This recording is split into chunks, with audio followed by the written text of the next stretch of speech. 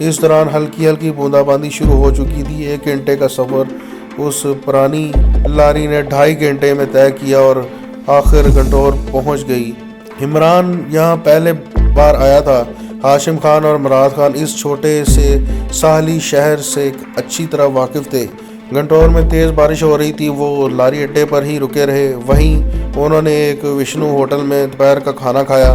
کچھ دیر کے بعد بارش رک گئی۔ مراد خان کہنے لگا، میرا خیال ہے اب ہمیں اپنے ٹارگٹ کی طرف چل پڑنا چاہیے۔ گنٹور کی بندر کہا کہ آس پاس کا علاقہ کافی گنجان آباد تھا، کافی اونچی اونچی عمارتیں تھیں، لیکن بندرگاہ سے کچھ دور نکلنے کے بعد ریتلی زمین شروع ہو جاتی تھی۔ تینوں ساتھی پیدل چل پڑے۔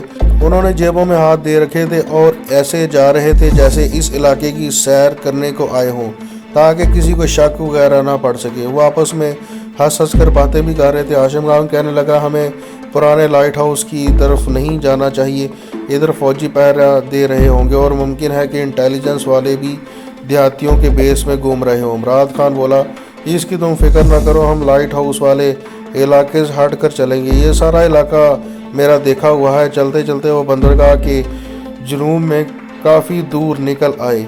عمران نے ادھر ادھر دیکھتے ہوئے کہا، لگتا ہے ابھی ہم ٹارگٹ سے کافی دور ہیں۔ مراد خان نے کہا، وہ سامنے والے ٹیلے کو دیکھ رہے ہو، اس کے پیچھے سمندر کا وہ ساحل ہے جہاں سمندری جہاز ریت کے تودے میں دسا ہوا ہے۔ مجھے یقین ہے کہ یہی وہ جگہ ہے۔ چلتے چلتے وہ بھورے رنگ کے چھوٹے ٹیلوں کے دامن میں پہنچ گئے۔ یہاں اس جگہ سے وہ ٹیلے کی دوسری طرف نکلے تو عمران نے دیکھا کہ سامنے حد نظر تک سمندر پھیلا ہوا ہے۔ اس کی ایک جانب ایک بحری جہاز اس طرح ریت کے تودے میں پھنسا ہوا تھا کہ اس کا اگلا حصہ ایک طرف جھکا ہوا تھا۔ مراد خان نے سب کو وہیں رکنے کا اشارہ کر دیا۔ مراد خان ٹیلے کی ڈھلان کے پاس جاڑیوں میں بیٹھ گیا۔ عمران اور ہاشم بھی اس کے پاس بیٹھ گئے۔ مراد خان کہنے لگا، اگر کانتی لال کے بنائے ہوئے نقشے کے مطابق واقعی ایٹمی مٹیریل کا خفیہ کوڈ اسی جہاز کے کسی تہہ خانے میں چھپایا ہوا ہے تو اس جہاز کی خفیہ طور پر نگرانی بھی ہو رہی ہوگی۔ عمران بولا، میں تم سے اتفاق کرتا ہوں۔ ہاشم خان نے کہا، یہ کیسے معلوم ہوگا کہ اس کی نگرانی ہو رہی ہے یا نہیں، کیونکہ ہم یہاں بیٹھے تو نہیں رہیں گے، ہمیں جہاز میں داخل ہونا ہے۔ تمہارا کیا خیال ہے عمران؟ عمران نے کہا، میرا خیال ہے کہ ہمیں جہاز کا سکریپ کاٹنے والوں کے بیس میں جانا چاہیے۔ مراد خان بولا، میں ٹارگٹ کے اتنا قریب پہنچ کر واپس نہیں جانا چاہتا، اور پھر ہمارے پاس اتنا وقت بھی نہیں ہے کہ ہم بیس بدلنے کے واسطے ایک دن ضائع کر دیں۔ تو پھر عمران بولا، آپ لوگوں کو یہیں چھپ کر بیٹھنا چاہیے، میں آگے جاتا ہوں۔ اگر مجھے شک پڑا کہ اس جہاز کی نگرانی ہو رہی ہے تو میں ادھر ادھر کا چکر لگا کر واپس آ جاؤں گا، اور 10 منٹ تک میں واپس نہ آیا تو آپ سمجھ لینا کہ میدان صاف ہے اور تم دونوں بھی آ جانا۔ مراد خان نے عمران کے تجربے اور کمانڈو کی مہارت کے پیش نظر اسے اجازت دے دی۔ عمران نے پتلون کی جیبوں میں ہاتھ ڈالے اور سیر کے انداز میں آگے بڑھتا گیا۔ ریت میں دسے ہوئے بحری جہاز اینکر اس کی بائیں جانب 500-600 گز کے فاصلے پر نظر آ رہا تھا۔ عمران نے جہاز کی طرف جانے کی بجائے سمندر کی طرف جانا شروع کر دیا۔ آسمان بدستور بادل میں چھپا ہوا تھا، بارش رکی ہوئی تھی۔ چلتے چلتے وہ سمندر کے قریب پہنچ گیا۔ سمندر کی موجیں دور دور سے آ کر ساحلی ریت پر کچھ دور جا کر واپس سمندر کی طرف پلٹ جاتی تھی۔ عمران جھک کر بکھری ہوئی ریت پر سپیاں چننے لگا۔ 1-2 سپیاں اس نے ہاتھ میں پکڑ لیں اور باقی سمندر میں پھینک دی۔ ان حرکات سے کوئی اس کی خفیہ طور پر نگرانی کر رہا تھا تو اس کا یہی تاثر آئے گا کہ یہ کوئی مشتبہ شخص نہیں بلکہ کوئی سیاح ہے جو ساحل سمندر کی سیر کو آیا ہے۔ ساحل سمندر کی ریت پر ٹہلنے کے انداز میں چلتے چلتے اس نے اپنا رخ مغرب کی طرف کر لیا۔ اسی سمت میں آگے جا کر ریت کا وہ تودا تھا جس کے اندر بحری جہاز کا ڈھانچہ دسا ہوا تھا۔ آہستہ آہستہ چلتے عمران جہاز کے قریب پہنچ گیا۔ اس نے جہاز کی زنگ آلود آہنی چادر پر انگریزی میں موٹے حروف میں اینکر لکھا ہوا صاف دیکھ لیا۔ اس نے اپنا چہرہ سمندر کی طرف کر لیا اور تھوڑا اچھلتے ہوئے ورزش شروع کر دی۔ 2-3 منٹ ورزش کرنے کے بعد ساحل کی ریت پر ٹانگیں پسار کر بیٹھ گیا۔ 2-4 منٹ بیٹھا رہا۔ اسے یقین تھا کہ اگر اس جہاز کی خفیہ نگرانی ہو رہی ہوگی تو کوئی نہ کوئی آدمی اس کے پاس آئے گا اور پوچھے گا کہ وہ یہاں کیا کر رہا ہے۔ اس نے گھڑی پر نگاہ رکھی ہوئی تھی۔ سمندر کی جانب سے تیز ہوا چل رہی تھی اور اس ہوا میں عمران کے سر کے بال لہرا رہے تھے۔ اسے وہاں بیٹھے ہوئے جب پورے 5 منٹ ہو گئے تو عمران اٹھ کر کھڑا ہو گیا۔ اس نے پلٹ کر جہاز کے ڈھانچے کی طرف دیکھا۔ جہاز کے آس پاس اسے کوئی انسان دکھائی نہ دیا۔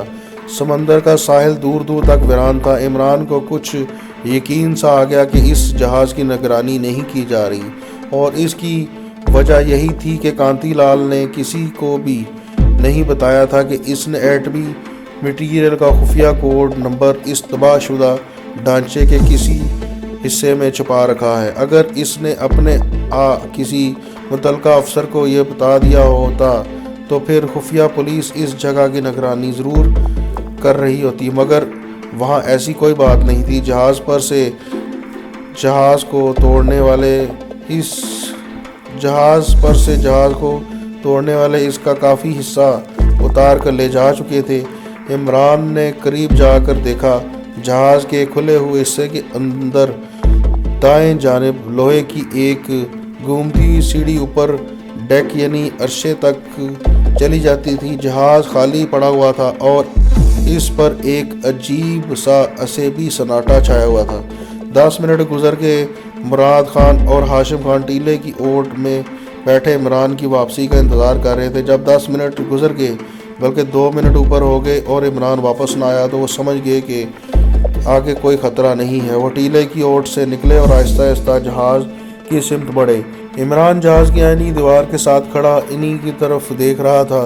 دونوں مجاہد عمران کے پاس آ گئے۔ عمران نے کہا، مجھے آس پاس کوئی انٹیلیجنس کا آدمی نظر نہیں آیا، میرا خیال ہے جہاز کی نگرانی نہیں ہو رہی۔ مراد خان اور ہاشم خان جہاز کے اندرونی ڈھانچے کو بڑے غور سے دیکھ رہے تھے۔ ہاشم خان بولا، نقشے کے مطابق ہمیں اس کے پتال یعنی تہہ خانے کو تلاش کرنا ہوگا۔ عمران نے آگے بڑھتے ہوئے کہا، آگے چل کر دیکھتے ہیں، کوئی نہ کوئی راستہ نیچے تہہ خانے میں ضرور جاتا ہوگا۔ مراد خان بولا، جہاز کا اگلا حصہ ریت میں دسا ہوا ہے، ہمیں بائیں طرف سے ہو کر آگے جانا چاہیے۔ وہ جہاز کے ڈھانچے میں آہستہ آہستہ آگے چلنے لگے۔ جگہ جگہ جہاز اترے ہوئے اسکریپ اور لوہے کی چادروں اور لوہے کے بڑے بڑے کٹے ہوئے پیس اس کے اوپر پڑے ہوئے تھے۔ ایک بہت بڑا پسٹن اوپر کو جاتے پیچ دار زینے کے ساتھ لگا تھا۔ جہاز کے درمیان میں لکڑی کے تختے ڈال کر اسکریپ کے ٹھیکیدار نے اسے اتار کر جانے کے لیے چھوٹا سا راستہ بنا رکھا تھا۔ 3 مجاہد اس پر چلتے ہوئے جہاز کے اگلے حصے میں آگے۔ یہاں ایک طرف 6-7 سیڑھیاں نیچے اترتی تھی اور نیچے اندھیرا تھا۔ مراد خان آگے آگے تھا، زینے کے پاس آ کر رک گیا۔ کہنے لگا، میرا خیال ہے یہ راستہ جہاز کے لوور ڈیک کی طرف جاتا ہے، اور وہ زینہ اتر کر نیچے آ گئے۔ وہ لوور ڈیک تک آئے۔ یہاں ہلکی ہلکی روشنی آ رہی تھی اور اس کے بعد پھر اندھیرا چھانا شروع ہو گیا۔ وہ ایک کشادہ حال کمرے میں آ گئے۔ یہاں بھی جگہ جگہ جہاز کے کٹے ہوئے اترے ہوئے لوہے کے ساز و سامان کے ڈھیر پڑے ہوئے تھے۔ عمران نے کہا، یہ لوور ڈیک ہے، یہاں سے نیچے کوئی اور تہہ خانہ نہیں ہو سکتا، ہم اس کے پیندے میں ہیں، اس کے نیچے تو سمندر ہوتا ہے۔ اور مراد خان نیم روشنی میں چاروں طرف بڑی گہری سے نظروں سے دیکھ رہا تھا۔ نقشے پر پتال کا ہندی لفظ یوں ہی نہیں لکھا ہوا تھا، کوئی نہ کوئی خفیہ تہہ خانہ ضرور ہوگا۔ لوور ڈیک کے کشادہ حال کمرے میں ادھر ادھر تہہ خانے کا راستہ تلاش کرتے ہوئے ایک جگہ لوہے کے کٹے ہوئے زنگ آلود اسکریپ کے ٹکڑوں کا بہت بڑا ڈھیر تھا۔ مراد خان اس ڈھیر کے پیچھے چلا گیا۔ مراد خان کو اسکریپ کے ڈھیر کے پیچھے لوہے کی دیوار کے قریب آہنی فرش کی چادر کا اپنی جگہ سے تھوڑا سا کھڑا ہوا دکھائی دیا۔ اس نے چھوٹی ٹارچ روشن کر کے دیکھا، اکھڑے ہوئے چادر کے ٹکڑے کے کونے میں لوہے کی ایک تار تھی جو اس کے اندر دھنستی جا رہی تھی۔ مراد خان نے اس تار کو اپنی گرفت میں لے کر جھٹکے سے باہر کو کھینچا تو فرش کی آہنی چادر کا ٹکڑا ایک طرف سے اوپر اٹھ گیا۔ اس نے اس کو نیچے سے اوپر اور اٹھایا اور نیچے ٹارچ کی روشنی ڈالی۔ تقریباً 10 فٹ نیچے فرش پر پرانا سامان پڑا نظر آیا۔ مراد خان نے کہا، ہو سکتا ہے یہی پاتال کا تہہ خانہ ہو، ہم نیچے اتر کر دیکھ سکتے ہیں۔ عمران بولا، عجیب بات تھی کہ نیچے کوئی زینہ وغیرہ نہیں تھا، ایسا لگتا تھا کہ یہاں جو کوئی بھی آیا ہوگا اپنی سیڑھی کی مدد سے ہی اترا ہوگا۔ ہاشم نے کہا، ایک سیکنڈ ٹھہریں، ابھی اس کا بھی انتظام کر دیتے ہیں۔ وہ لوور ڈیک کے کونے کی طرف گیا، وہاں لوہے کا ایک کھمبا پڑا ہوا تھا۔ اس نے عمران سے کہا، ذرا میرے ساتھ ہاتھ بڑھانا۔ دونوں نے مل کر لوہے کے کھمبے کو اٹھایا اور تہہ خانے کے اندر ڈالنے لگے اور اسے ترچھا کر دیا۔ اب وہ اس کھمبے کی مدد سے نیچے اتر گئے۔ سب سے پہلے مراد خان نیچے اترا، اس کے بعد عمران اور پھر ہاشم خان۔ یہ جہاز کا کوئی چھوٹا سا سٹور لگتا تھا۔ جہاز کی ہر ٹوٹی پھوٹی شے اس کے اوپر بڑی بے ترتیبی سے پڑی ہوئی تھی۔ مراد خان کے ہاتھ میں چھوٹے ٹارچ تھی اور وہ تہہ خانے کی تاریکی میں ٹارچ کی روشنی دائیں بائیں اور آگے پیچھے ڈال رہا تھا۔ عمران بھی وہاں ٹارچ کی روشنی پڑتی وہاں پر غور سے دیکھنے لگتا۔ پرانے ٹوٹے پھوٹے سامان کے نیچے ایک جگہ کوئی چیز چمکی۔ عمران نے یہ چیز دیکھی۔ مراد خان نے ٹارچ کی روشنی اسی چمکتی ہوئی شے پر مرکوز کر دی۔ جھک کر دیکھا، یہ اسٹیل کا ایک چھوٹا سا ہینڈل تھا۔ مراد خان نے اسے باہر کی طرف کھینچا تو معلوم ہوا کہ یہ ایک اسٹیل کا چھوٹا سا اٹیچی کیس ہے۔ مراد خان وہاں بیٹھ گیا۔ عمران اور ہاشم کی بھی اس کی طرف دیکھنے لگے۔ معلوم ہوتا ہے ہمیں وہ شے مل گئی جس کی ہمیں تلاش تھی۔ اسٹیل کا چھوٹا اٹیچی کیس اٹھا کر وہ تینوں اس جگہ آ گئے جہاں اوپر تہہ خانہ کا دہانہ تھا۔ اوپر سے لوور ڈیک کے ہال کمرے کی ہلکی ہلکی روشنی نیچے آ رہی تھی۔ مراد خان نے چھوٹا اٹیچی کیس کاٹ کباڑ کے ڈھیر کے اوپر رکھا اور اسے غور سے دیکھنے لگا۔ اٹیچی کیس کو کوئی تالا وغیرہ نہیں لگا ہوا تھا جو باہر لٹک رہا تھا۔ مراد خان نے ہاشم خان کی طرف دیکھا اور کہا، ہاشم تم اس معاملے میں کاریگر ہو، کوشش کر کے دیکھو، شاید تالا توڑنا نہ پڑے۔ ہاشم خان کو اس کام میں بڑی مہارت حاصل تھی۔ کمپیوٹرائز تالے، ہر قسم کے تالے کو کھولنے میں وہ ماہر تھا۔ اس نے وہیں سے ایک چھوٹی سی پن ڈھونڈ لی اور اس کو ایک خاص زاویے سے ٹیڑھا کر کے تالے میں جہاں کنجی ڈلتی ہے ڈال دیا اور بڑی مہارت سے آہستہ آہستہ دائیں بائیں اور آگے پیچھے ہلانے لگا۔ یہ بڑا صبر آزما لمحہ تھا۔ انہیں یہ بھی خطرہ تھا کہ اسکریپ والے لوگ جہاز میں نہ آ جائیں۔ ابھی تک وہاں سناٹا چھایا ہوا تھا۔ ہاشم خان نے کہا، بڑا پیچیدہ قسم کا تالا لگتا ہے۔ عمران نے کہا، کوشش کرو۔ ہاشم خان نے تار کو باہر نکال لیا، اس کو ایک طرف ایک دوسرے طریقے سے ذرا ٹیڑھا کیا اور خاص زاویے کے ساتھ تالے کے سوراخ کے اندر ڈال کر آہستہ آہستہ کبھی آگے کبھی دائیں بائیں گھمانے لگا۔ 2 منٹ لگے، اس کے بعد کلک کی آواز آئی اور تالا کھل گیا۔ مراد خان نے جلدی سے اٹیچی کیس کو کھول دیا۔ اٹیچی کیس کے اندر ایک بادامی رنگ کا لفافہ پڑا ہوا تھا۔ سب بے تاب نظروں سے لفافے کو دیکھنے لگے۔ مراد خان نے ٹارچ عمران کو پکڑا دی اور لفافے کو بڑا آرام سے کھولا۔ اس کے اندر طے کیا ہوا ایک کاغذ تھا۔ اس کو کھولا تو کاغذ پر ایک جانب نمبر ڈال کر دیکھا، سلنڈر نمبر 2، سلنڈر نمبر 3، اس طرح 6 سلنڈر تک لکھا ہوا تھا۔ ہر سلنڈر کے آگے الجبرے کے 3 حروف کا فارمولا درج تھا۔ ان سب کے نیچے ایک لکیر ڈلی ہوئی تھی اور اس لکیر کے نیچے 7 ہندسوں میں ایک نمبر لکھا ہوا تھا۔ مراد خان نے آہستہ سے کہا، یہی ایٹمی کوڈ نمبر لگتا ہے اور یہ سلنڈر ایٹمی مٹیریل کو ظاہر کرتے ہیں۔ ہاشم خان بولا، ہمیں یہ سب کچھ الگ کاغذ پر اتار لینا چاہیے۔ عمران بولا، افسوس کہ ہم اپنے ساتھ کوئی کاغذ پینسل وغیرہ نہیں لائے۔ مراد خان نے اپنی جیکٹ کی اندرونی جیب میں سے ہاتھ ڈالتے ہوئے کہا، ایک بات ثابت ہو گئی ہے کہ تم لوگوں کو ابھی مزید تربیت کی ضرورت ہے۔ یہ بات تمہیں چلنے سے پہلے سوچنی چاہیے تھی۔ لیکن میں اس نقطے کو بڑے غور سے دیکھ رہا تھا۔ میں چھوٹا کیمرہ اپنے ساتھ لایا ہوں۔ مراد خان نے جیب سے کیمرہ نکال لیا۔ یہ وہی ماچس کے سائز کا کیمرہ تھا جس سے عمران نے کانتی لال کی اور اس کی جیب سے برآمد ہونے والی تصویریں اتاری تھی۔ عمران اور ہاشم نے اطمینان کا سانس لیا۔